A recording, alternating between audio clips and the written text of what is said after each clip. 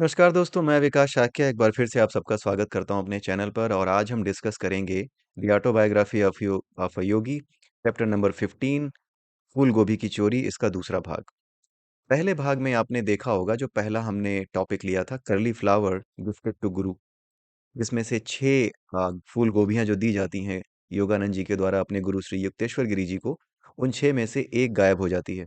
वो कैसे गायब होती है वो इंटरेस्टिंग स्टोरी हमने देखी और उसके बाद हमने देखा कि हाउ द सिद्ध योगीज, जो सिद्ध योगी होते हैं वो किस प्रकार से इस नेचर के साइंस को जानते हुए, इस नेचर का जो बेसिक साइंस है जिसमें आपकी फ्रिक्वेंसी वेवलेंथ, आपकी एनर्जी वेव्स, ये सारी चीजें जो समझ में आती हैं उन्हें, उन फ्रिक्वेंसीज को पकड़ करके वो किस तरीके से अपने थॉट्स को सुपर इम्पोज करके वो एक स्पेसिफिक काम करा सकते हैं किसी भी व्यक्ति से, जिसका यूज करके युक्तेश्वर गिरी जी ने क्या किया था कि जो 6 फूल गोभियां दी थी, उन 6 फूल गोभियों में से एक फूल गोभी की चोरी एक व्यक्ति के द्वारा करवा दी थी।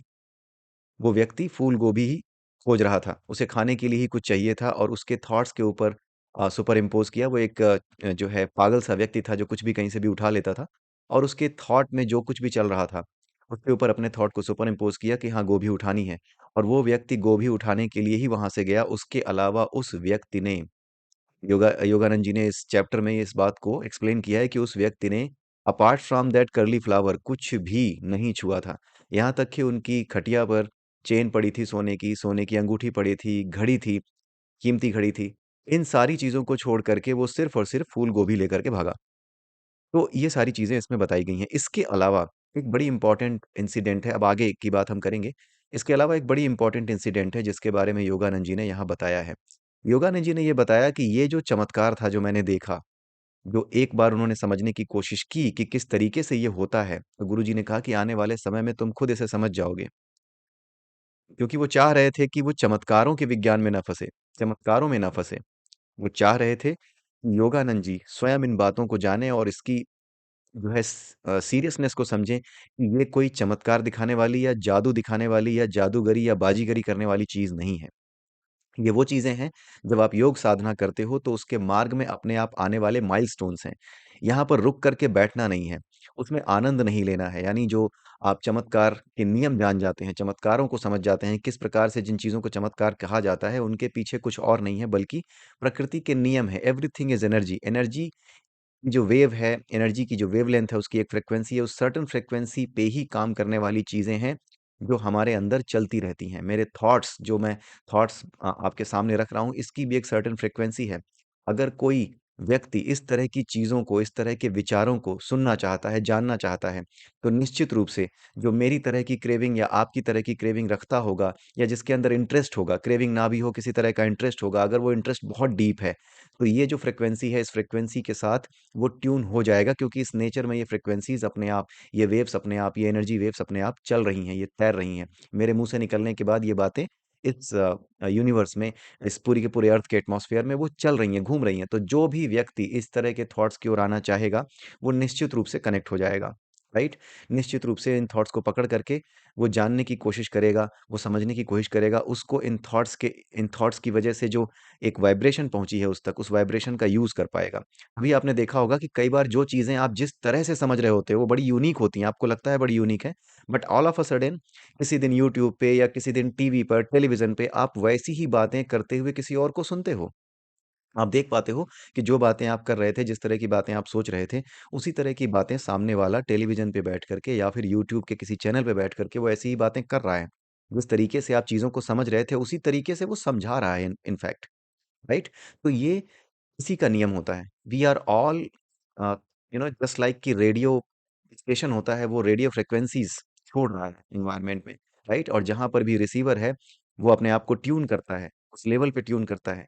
जैसे ही उस लेवल पे ट्यून करता है जिस लेवल पे रेडियो स्टेशन ने वेव्स थ्रो की हैं आपके यूनिवर्स में, आपके एटमॉस्फेयर में, उनको वो कैच कर लेता है, उसके साथ वो ट्यून हो जाता है। हम तो रेडियो ट्यून करते हैं, बट ये जो पूरा का पूरा क्रिएशन है, इसका काम ही है ऑटोमेटिकली एवरीथिंग ट्यून करना। इसका काम ही है केवल और केवल ट्यूनिंग करना। ये केवल और केवल ट्यूनिंग ही कर रहा है। ये पूरा का पूरा नेचर केवल और केवल ट्यूनिंग करने का ही काम कर रहा है, राइट। सो इस तरीके से ये पूरी की पूरी ऑटो ट्यूनिंग होती है, ठीक है। तो अब एक दिन क्या हुआ कि योगानंद जी ने सोचा कि जिस तरीके से गुरुदेव जी ने जो है फूल गोभी की चोरी करवा दी थी, उसी तरीके से एक दिन ये पूजा कर रहे थे, तो ये लोग एक दिया खोज रहे थे। वो दिया जो है किसी ने जला करके कहीं रख दिया था और उसके बाद वो मिसप्लेस हो गया था, उसको सही जगह किसी ने नहीं रखा था। तो योगानंद जी ने सोचा कि क्यों ना मैं गुरु जी की इस पावर का यूज करके ही मैं उस दिए का पता लगा लूं। तो उन्होंने बड़े बहाने बनाए, बहुत कोशिश की कि गुरु जी बिल्कुल मिल नहीं रहा है, और आप तो सब कुछ जानते हैं, इस तरह के इशारे उन्होंने किए कि ताकि वो अपनी शक्ति का इस्तेमाल करें और दिए का पता चले। ठीक है।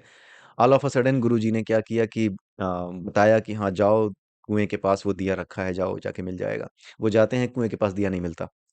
तो जब वो वापस आते हैं तो समझ जाते हैं कि गुरुजी ने यहाँ पे खेल किया, और वाकई में गुरुजी जब वहां पे वो पहुंचते हैं योगानंद जी, तो गुरुजी उनको देख के हंस रहे होते हैं और उनको समझाते हैं कि ये चीजें बाजीगरी दिखाने के लिए नहीं है।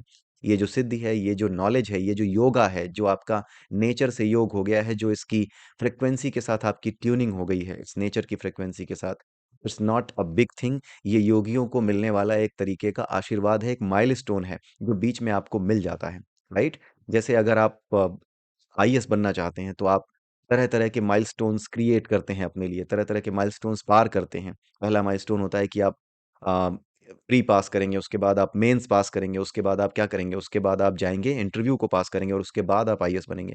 सो ऐसा नहीं है कि जैसे ही आपका प्री निकल गया आप आईएएस बन गए।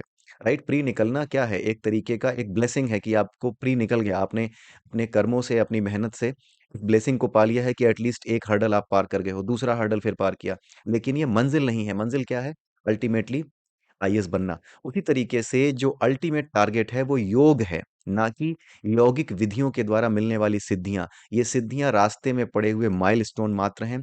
इनको लेकर के चकित होना, इनको लेकर के दुकान खोल लेना, ये कहीं से भी सही नहीं है। अगर इनका आपको इस्तेमाल करना भी है, अगर if you want to use them, अगर किसी तरह की सिद्धि आपके पास है भी, ये ठीक उसी तरीके से जैसे कि हमारे और आपके पास किसी तरह की अथॉरिटी है।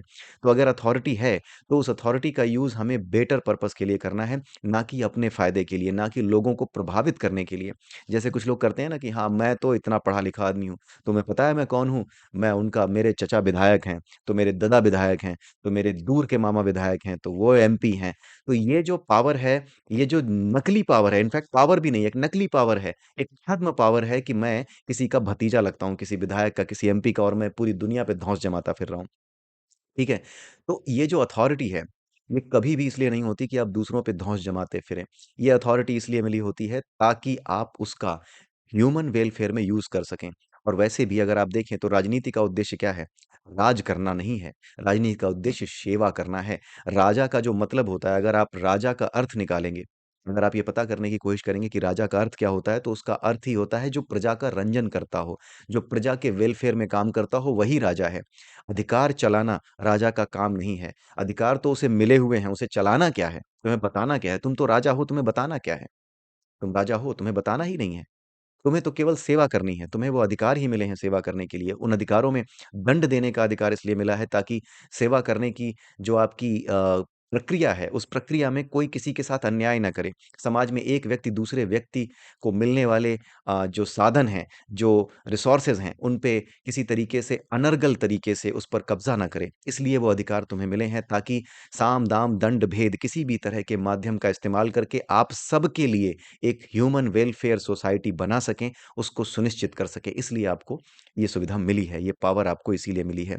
ठीक है? तो ठीक इसी तरीके से ये जो योग साधना करते हैं, उन्हें भी बीच-बीच में इस तरह के अनुभव होते हैं कि हाँ, मुझे कुछ पता लगने लगा है। हाँ, मेरी सिक्स्थ सेंस तेज काम करने लगी है। हाँ, मुझे पता लगने लगा है कि आगे चल के कुछ ऐसा होने वाला है और मैं श्योर हूँ कि ऐसा होगा। राइट? तो अगर कुछ ऐसा है जो कि ह्यूमन वेलफेयर में है, जिसके लिए आपको लोगों को सचेत कर देना चाहिए, उस समय आप ज़रूर बोलें। लेकिन कभी भी इसका बाज़ीगरी दिखाने में या किसी भी तरीके से अपने आप को ऊँचा दिखाने में, किसी भी तरीके से अपनी दुकान खोलने के लिए या एक प्रकार का सम्मान प्राप्त करने के लिए समाज में, या लोग आपके सामने झुक जाएँ, इस तरह की भावना के साथ इसका इस्तेमाल कभी भी नहीं किया जाना चाहिए। That is the whole purpose of getting the siddhis. सिद्धि प्राप्त करने का, या पावर या अथॉरिटी, सिद्धि भी एक तरह की अथॉरिटी है।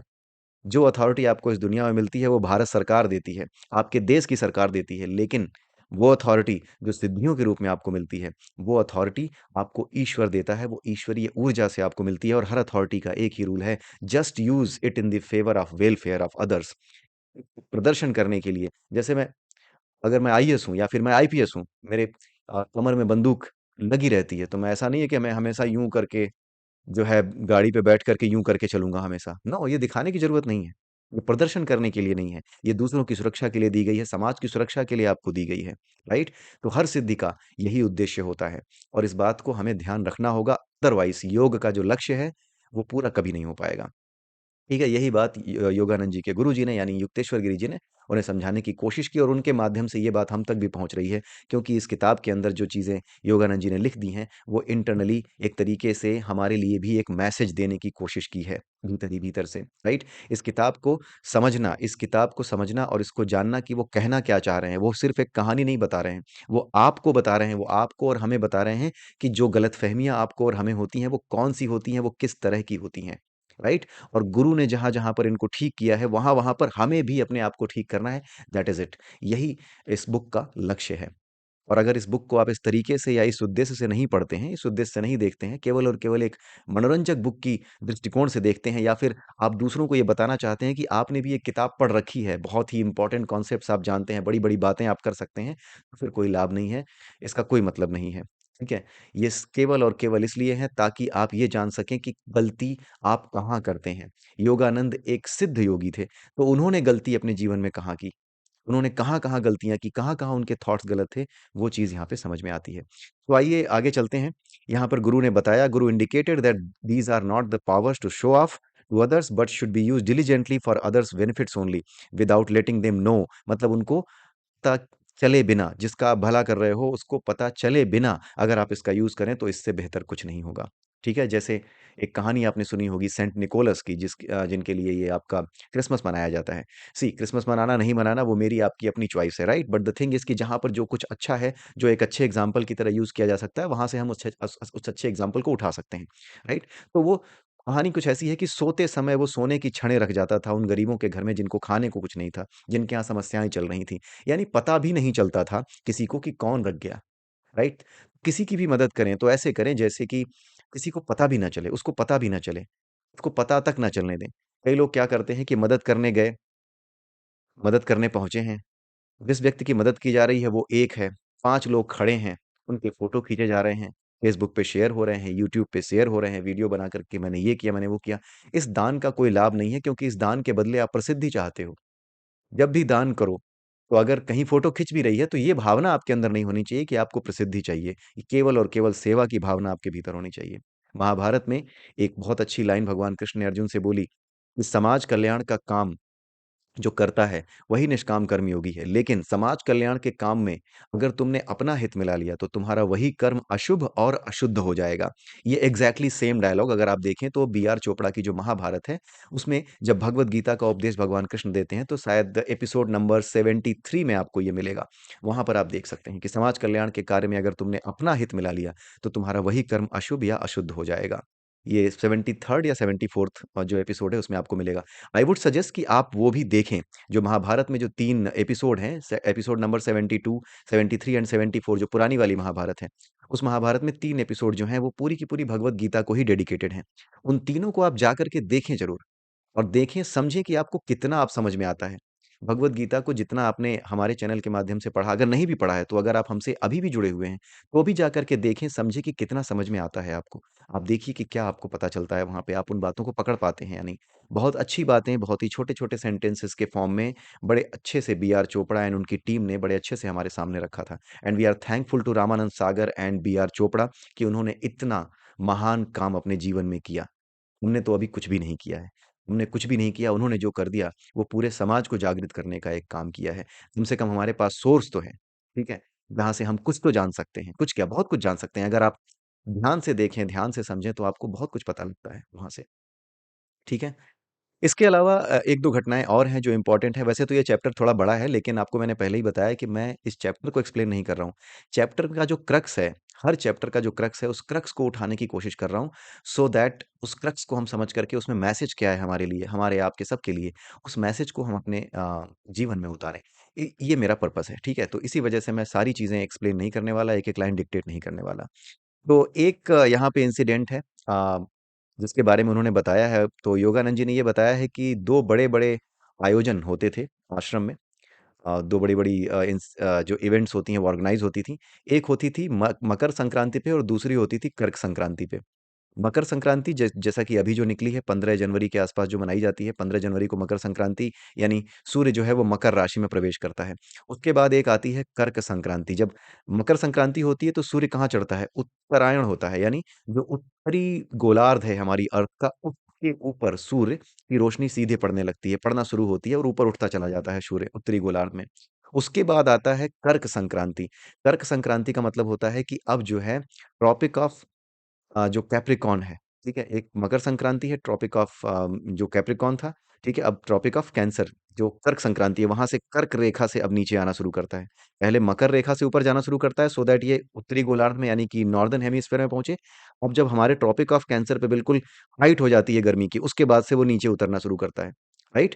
तो उसको कहते हैं कर्क संक्रांति। तो कर्क संक्रांति यानी कि अब जो सन है वो कहाँ जाएगा?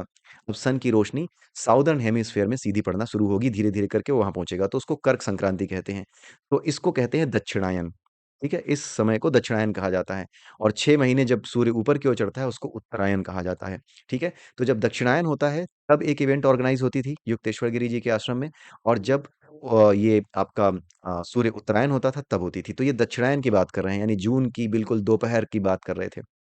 वहाँ पे उन्होंने बताया कि जून की दोपहरी थी, मैंने गुरुजी से पूछा कि गुरुजी इतनी गर्मी है, इतनी तेज धूप है, किस तरीके से हम सारे बच्चे इतनी तपती हुई ज़मीन पे चलेंगे? तो गुरुजी ने बोला कि चिंता मत करो, भगवान हम सबका ध्यान रखते हैं। तुम्हारे अंदर अगर श्रद्धा है, तुम चाहते हो कि इस आयोजन में तुम जी-जान से अपना योगदान दो, तो निश्चित रूप से भगवान हमारे लिए कुछ ना कुछ करेंगे। और उन्होंने बताया, योगानंद जी ने, कि जिस दिन ये हुआ, जिस दिन ये आयोजन हो रहा था, उस दिन अचानक से ही काले-काले बादल जो है आ गए और अचानक से बारिश होने लगी। ठीक है? इसे बाय चांस समझें या जो भी समझें, बट हाँ, yes, this was the message कि हाँ, ईश्वर हमारा ध्यान रखता है। अगर आप पूरी श्रद्धा से किसी चीज़ को पाने की कोशिश करो, तो पूरी की जैसे एक डायलॉग था ना, कि जिस चीज़ को आप पूरी तरीके से चाहते हो, जिस चीज़ पर आपका फ़ोकस बहुत पूरी तरीके से है, उस चीज़ को आपसे मिलाने के लिए पूरी कायनात लग जाती है। एक डायलॉग था एक मूवी में, शाहरुख खान की एक मूवी थी। तो ये चीज़, ये डायलॉग कुछ और नहीं है, ये अट्रैक्टिंग द सुपर कॉन्शियसनेस है। ये कुछ और नहीं है, डायलॉग एक तरीके से अट्रैक्टिंग द सुपर कॉन्शियसनेस को अट्रैक्ट करने का जो मीडियम है, ये वही है, ठीक है?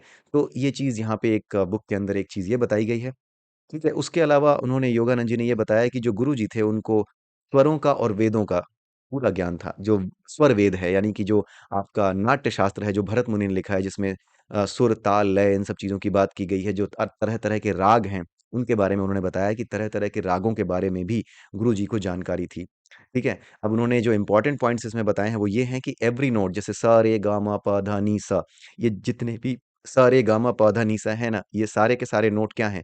किसी न किसी कलर से रिलेटेड है और किसी न किसी एनिमल से रिलेटेड है। जैसे सा है, वो क्या है? वो सन से रिलेटेड है और एट द सेम टाइम उसका जो एनिमल है वो मोर है, ठीक है? उसके अलावा ये बताया उन्होंने कि ये संगीत का मतलब क्या है? ये पूरा का पूरा जो यूनिवर्स है, इसमें जितनी भी तरह की ध्वनियाँ हैं, जितने भी तरह के साउंड्स हैं, they are all the resultant sound wave of Om.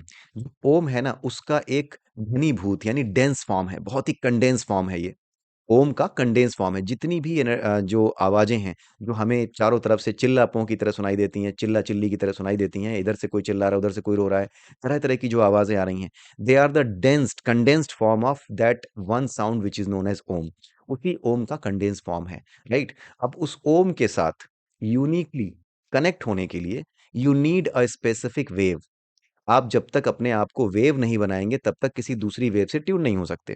Tuning का एक ही नियम है कि सामने अगर वेव है, तो आपको ही वेव होना पड़ेगा, और वेव होने का मतलब है कि you need to be in a simple harmonic motion, और सिंपल हार्मोनिक मोशन में आने का मतलब है कि अपनी लाइफ़ को, ठीक है, अपने साँस लेने के तरीके को, अपने काम करने के तरीके को एक सिंपल हार्मोनिक मोशन में ले आएँ। यानी एक ही समय पे सोना, एक ही समय पे जागना, एक ही समय पे खाना खाना, उतना ही खाना जितना रोज़ खाते हैं। ये क्या करेगा? एक सिंपल हार्मोनिक मोशन में आपके पूरे कैरेक्टर को ले आता है। उसके अलावा जो साँस लेने का तरीका है, वो ऐसे नहीं कि कभी ज़ोर से चल रही है, कभी धीमे चल रही है, कभी गुस्से में हो, कभी बिल्कुल शांत हो। ये हमेशा एक सी रहने की कोशिश हो। आप हमेशा एक सी इसको रखने की कोशिश करें, इसीलिए प्राणायाम सिखाया जाता है। ठीक है? प्राणायाम के माध्यम से को एक सा, यानी एक सिंपल हार्मोनिक मोशन में लाने की कोशिश की जाती है। तो जब आप सिंपल हार्मोनिक मोशन में लाते हो, जब आप उसको एक वेव, अपने लाइफ़ को एक वेव के फॉर्म में लाते हो, उसके बाद आप उस वेव के फॉर्म के ऊपर, उस वेव के ऊपर आपके अंदर एक वेव जनरेट हो गई है। अब उस वेव के अंदर जो बाकी की साउंड वेव्स हैं जो कि इस यूनिवर्स में हैं, उन साउंड वेव से ट्यून करने के लिए उस साउंड वेव्स में से एक वेव है जो कि ओम के साथ ट्यून है। ठीक है? उस ओम के साथ ही ट्यून करने के लिए अब जब आप अपने आप को एक वेव के फॉर्म में ले आए हो, तो एक सिंक्रोनाइज़ेशन की आप प्रैक्टिस करते हो, तबला बजा करके, बाँसुरी बजा करके या किसी भी तरह का वाद्य यंत्र बजा करके आप अपने आप को उसी वेवलेंथ से ट्यून करने की कोशिश करते हो जिसे ओम कहते हैं। तो जितना भी आपको अ, शास्त्रीय संगीत या संगीत विद्या सिखाई जाती है, उसका पर्पस भारतीय संस्कृति में कहीं से भी मनोरंजन केवल नहीं है। इट्स नॉट अबाउट मनोरंजन, ये मनोरंजन का उद्देश्य नहीं है इसका। इनका सारा उद्देश्य केवल और केवल एक है कि उस परम शक्ति से, उस परम ऊर्जा से, उस ओम के साथ जो ओम के साथ जो एनर्जी वेव एसोसिएटेड है, उस वेव के साथ आपकी ट्यूनिंग हो सके। इसीलिए तरह-तरह के जो वेव्स हैं, एक वेव फॉर्म जनरेट की जाती है और केवल ईश्वर की स्तुति ही की जाती है उस वेव फॉर्म के माध्यम से। यानी जितना भी तबला, जितनी भी आप सारंगी, जो कुछ भी आप गाते हैं, जितना भी आप अपने दोस्तों के साथ गाते-बजाते समय सिंक करते हैं, अपनी अपनी वॉइस को सिंक करते हैं, अपने सभी वाद्य यंत्रों को सिंक करते हैं, कोई बांसुरी बजा रहा है तो कोई तबला बजा रहा है, but they all should be in a sync. एक तरह की लय बनाते हैं। जब तक आप लय नहीं बनाएंगे एक वेव नहीं बनती। और ये जो वेव होती है, यही वेव जितने भी सुर ताल हैं, ये इस तरीके से बनाए गए हैं कि इनके माध्यम से जब भी कोई नोट निकाली जाए, कोई वेव बने, तो वो सारी की सारी जो वेव्स बनती हैं, वो उस ओम से कनेक्ट करने की कोशिश करें, उस यूनिवर्सल साउंड से कनेक्ट करने की कोशिश करें। पूरी तरीके से भारतीय शास्त्रीय संगीत पूरी तरीके से आध्यात्मिकता से जोड़ने वाला है। इसका कहीं कोई संबंध केवल और केवल मनोरंजन से नहीं है, राइट? नाचने-कूदने से केवल इसका मनोरंजन नहीं है, ठीक है? ये इसका पर्पस है। अब आगे देखते हैं। The ancient scholars knew how different sound waves could tune to a specific wavelength to get the required things done. उनको ये भी पता था कि हर चीज का, जितनी भी चीजें हमारे यूनिवर्स में हैं, उन सब की एक स्पेसिफिक वेवलेंथ है। जितनी भी चीजें हैं वो तरह तरह की तरंगे, तरह तरह की वेव्स, तरह तरह की किरणें लगातार छोड़ते हैं। जो कुछ भी किरणें, जो कुछ भी तरंगे हर चीज छोड़ रही है, चाहे वो दिखती हो चाहे ना दिखती हो, हमारी आंखों से भले ना दिखती हो, बट दोज फ्रिक्वेंसीज एग्जिस्ट। तो वो जो फ्रीक्वेंसीज़ हैं, उनका एक सर्टेन टास्क है, राइट? जब हम इतनी प्रैक्टिस कर लेते हैं, इतना साउंड निकालना जान जाते हैं, उस फ्रीक्वेंसी का साउंड निकालना जान जाते हैं, जो कि एक सर्टेन फ्रीक्वेंसी के साउंड के बराबर होती है, जो कि एक पर्टिकुलर काम को करने के लिए होती है। जब उसके साथ हम ट्यून कर जाते हैं, तो we are able to get the things done. ठीक है? जैसे आपने दीपक राग के बारे में सुना होगा कि हाँ, और एक मेघ राग के जो आपका जो मेघ बरसा दिए थे जो आपके तानसेन जी ने गा करके, ये सारी चीज़ें अकबर के दरबार में जो एक तानसेन थे, उन्होंने इस तरह की चीज़ की थी। उनके बारे में कहा जाता है एक बार वो जब गाने लगे राग मल्हार उन्होंने गाया तो बारिश हो गई, राइट? तो ये सारी चीज़ें जो हैं, अब उसपे मैं डिटेल में नहीं जा रहा, जो किताब में लिखा है मैं आपको बता रहा हूँ।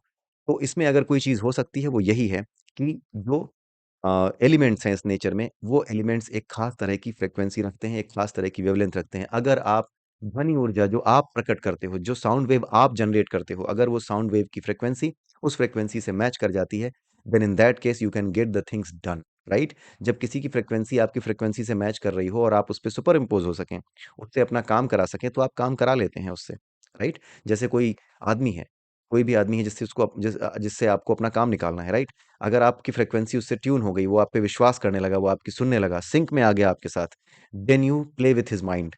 आप इंतज़ार करते हो कि कुछ ऐसा बोलो जिसको वो पकड़ ना पाए और उसके पीछे आपका टारगेट सेट होता है कि अगर ये ना पकड़ पाया तो मैं यहाँ से चुपके से ये काम इससे कराऊँगा और फिर ये उसी दिशा में जाएगा जिस दिशा में मुझे मेरा काम करा के लाके इसको देना है, राइट?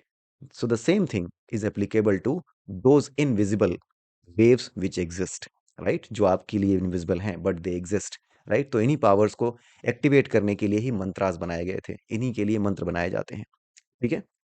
अगला पॉइंट ये है, the music is the way to connect to God by generating various sound waves you could have notice different sounds for different moods. आपने अलग अलग मूड्स के लिए, जब आपका मूड सही नहीं होता तब आप एक अलग जो है फ्रिक्वेंसी में होते हो, आप एक अलग तरीके के साउंड को सुनते हो, या फिर अगर आप कोई खास तरीके का संगीत सुनने लगो तो आपका मूड उसी के अकॉर्डिंग चेंज हो जाता है, या फिर जब आपका मूड किसी और तरीके का होता है तो आप उसी तरह का सुनते हो। किसी का ब्रेकअप हो गया है तो वो लगा लेता है भुला देंगे तुमको सनम धीरे धीरे, ठीक है? किसी के लाइफ में नया प्रेम आया है, तो वो कुछ और गाने सुनता है। किसी की लाइफ में ईश्वर का आगमन हुआ है, आध्यात्मिकता का आगमन हुआ है, तो वो भक्ति संगीत सुनता है। So it all based on the mood. तो जिस तरह का मूड होता है, उस तरह की वेवलेंथ, उस तरह की फ्रीक्वेंसी पे आप सेट हो जाना चाहते हो, राइट? तो ये तरीका है गॉड से कनेक्ट होने का, साउंड वेव्स। तो जितना भी पूरा का पूरा जो संगीत है, भारतीय संगीत है, उसका एक ही पर्पज़ है, to get connected with that Om, right? उस ओम के साथ कनेक्ट होना, क्योंकि जितनी भी साउंड वेव्स हैं, they are all the condensed form, dense form of that Om only, जितनी भी साउंड वेव्स हैं, ठीक है? अच्छा, इसके अलावा लास्ट में एक बहुत छोटा-सा पॉइंट और है, मतलब ये कुछ मेन पॉइंट्स हैं जो इस चैप्टर में बताए गए हैं, जो मैं आपको बता रहा हूँ। आप खुद से पढ़ के जब आप इस चैप्टर को देखेंगे तो now you will be able to understand कि क्या उन्होंने कहा है यहाँ पे। उसके बाद लास्ट पॉइंट ये है कि पूरा दिन जब समाप्त हो गया और कर्क संक्रांति का मेला था, उसी की बात हो रही थी। कर्क संक्रांति का आयोजन हुआ था, उस इवेंट को ऑर्गेनाइज़ कराया था गुरुदेव जी ने अपने आश्रम में। और जब रात हो गई तो रात के समय गुरुजी ने कहा, सब सो रहे थे, योगानंद भी सो रहे थे। और गुरुजी के पास ही उनको सोने का मौका मिला। उनकी चारपाई के बगल में ही गुरुजी की चारपाई थी। अचानक से गुरुजी रात में खड़े हो गए और पूरे कपड़े पहन करके वापस जो है रसोई की ओर जाने लगे।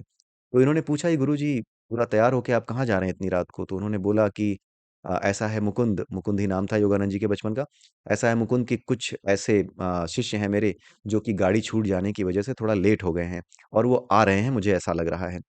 क्योंकि वो आ रहे हैं तो इसलिए इतनी रात में वो भूखे तो नहीं सोएँगे, इसलिए मैं उनके लिए भोजन बनाने जा रहा हूँ। तो वो खाना बनाने जाते हैं। तो योगानंद जी कहते हैं कि इतनी रात में कोई नहीं आएगा गुरुजी, लेकिन गुरुजी नहीं सुनते हैं। वो कोई रिएक्शन नहीं देते और सीधे चले जाते हैं। तो योगानंद जी के दिमाग में खटकता है, ओह! मैं तो गलती कर रहा हूँ। ये तो वो हैं जिनकी कही हुई बात तो कभी गलत हो ही नहीं सकती। अगर इन्होंने कुछ कहा है तो कुछ ना कुछ बात तो होगी। तो वो तुरंत अपनी चारपाई से खुदक करके नीचे उतरते हैं और वो भी गुरुजी के पीछे चल देते हैं और आश्रम में अंदर जा कर के, रसोई घर में जा कर के दोनों लोग मिल कर के खाना तैयार करते हैं। और थोड़ी ही देर में आँगन में नीचे से आवाज़ आती है और योगानंद जी वहाँ जाकर के देखते हैं कि कुछ शिष्य, कुछ डिसाइपल्स वहाँ आए हुए हैं और वो कह रहे हैं कि इतनी रात में गुरुजी को परेशान करने के लिए हम क्षमा चाहते हैं, लेकिन गलती हमारी नहीं है। हमारी ट्रेन ही लेट हो गई थी, गाड़ी के समय को समझने में हमसे गलती हो गई और गाड़ी छूट गई और दूसरी गाड़ी हमें पकड़नी पड़ी और वो गाड़ी लेट हो गई, जिसकी वजह से हम लेट पहुँचे हैं। तो योगानंद जी बहुत खुश हुए, उन्होंने कहा कि देखो गुरु ने इन चीज़ों को समझ लिया था। और उन्होंने कहा कि तुम लोग ऊपर आओ, खाना खाओ क्योंकि गुरुजी ने तुम लोगों के लिए खाना पहले से ही बना कर के तैयार रखा है। तो ये जितने भी स्टूडेंट्स आए थे, उन सबको ये बड़ा आश्चर्य हुआ कि बिना किसी इन्फॉर्मेशन के, ना मोबाइल है, ना व्हाट्सएप है, कुछ तो था नहीं उस समय, ना फ़ोन था आश्रम में, कुछ भी नहीं था, but still how he got to know, इस तरह से उन्हें पता चला कि ये चीज़ें हो रही हैं। सो उनको जैसे ही पता लगा, उन्होंने जो है गुरुजी को नमस्कार किया सभी शिष्यों ने और मिल करके खाना-वाना खाया और इसी के साथ ये पूरा जो चैप्टर था, यहीं पे समाप्त हो जाता है। इतनी ही बात इस चैप्टर में बताई गई है। तो इसमें जो मुख्य बातें थी, वो हमने डिस्कस कर ली हैं। आई होप कि आपको समझ में आई होंगी, ठीक लगी होंगी। इस पूरी की पूरी बुक में बहुत सी ऐसी चीज़ें हैं, जिस पर विश्वास करना हो सकता है कि बहुत मुश्किल हो आपके लिए। बट द थिंग इज़ कि जहाँ पर भी ऐसी बातें बताई गई हैं, उनके पीछे के साइंटिफिक एक्सप्लेनेशन को भी इसी बुक में दिया गया है और मैं यहीं से उठा करके आपको बता रहा हूँ। मैं कहीं और से अपनी तरफ से कुछ लेकर के नहीं आ रहा हूँ। जो भी म रेडियो माइक्रोस्कोप या जो कुछ भी मैंने आपको बताया, वो मैं आपको यहीं से बता रहा हूँ। और इसमें इस बात से कोई लेना-देना नहीं है कि मैं क्या मानता हूँ, क्या नहीं मानता हूँ, ठीक है? मैं अगर अपनी पर्सनल बात करूँ, तो इसमें से बहुत सी चीज़ों को बिल्कुल सच मानता हूँ कि हाँ, ये हो सकती हैं। मैंने भले ही अनुभव ना की हों, लेकिन पुराने अनुभवों के आधार पे मैं कहता हूँ कि हाँ, ये चीज़ भी पॉसिबल है। अगर जो मैंने अनुभव किया है, वो हो गया है, वो मैं अनुभव कर पा रहा हूँ, तो निश्चित रूप से ये भी कोई बहुत बड़ी चीज़ नहीं होनी चाहिए। लेकिन हाँ, इनमें से बहुत सी चीज़ों का अभी तक मैंने अनुभव नहीं किया है, ठीक है? तो उससे फ़र्क नहीं पड़ता। इट्स ऑल लाइक कि मैं एक बुक एक्सप्लेन कर रहा हूँ, तो you should be able to connect that way. आपको उसी प्रकार से इस बुक को देखना चाहिए और इस कंटेंट को देखना चाहिए। तो इसी के साथ ये वीडियो मैं यहीं पे रोकता हूँ, यहीं समाप्त करता हूँ। अगले वीडियो में अगले चैप्टर के साथ फिर मिलेंगे। तब तक के लिए जय सिया राम, जय श्री कृष्णा, जय श्री राधे।